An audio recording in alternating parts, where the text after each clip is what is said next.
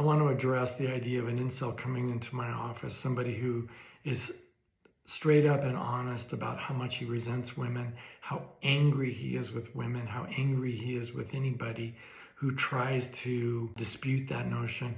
And I sit there and I'm thinking, but your life as you've been living it isn't really working, is it? And I often will say that to people. And of course, that's very threatening because it means confronting a truth that they're really not comfortable with. And they'll say, what do you mean? And I say, because you've developed a life that's just not worth living. What do you mean? Well, you're not enjoying your life, are you? Well, no. I say, why would any woman in her right mind want to share your life? That makes no sense at all. And then there's a long silence.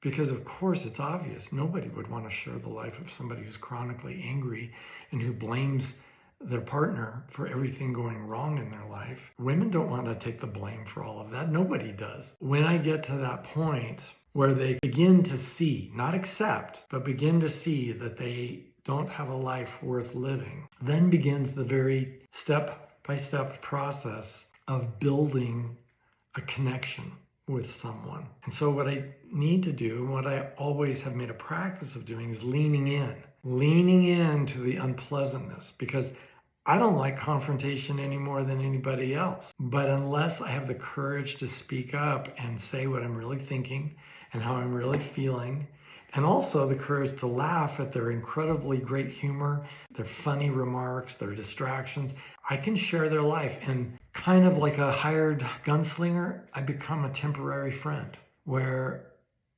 I'm embracing their humanity and teaching them that not only are they likable, they're actually genuinely lovable.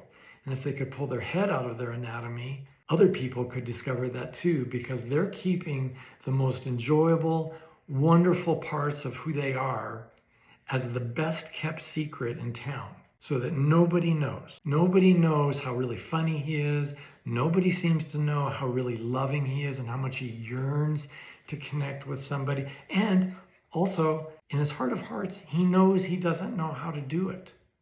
But you know, we all need support. And you know what's hard about that for men is typically men get judged by both men and women by their competency. And what I'm asking them to do in the first several sessions is to become okay with embracing incompetency. That it's okay to not know the answers. It's okay to be lost. It's okay to have zero intimacy skills. It's okay because all of that can be taught.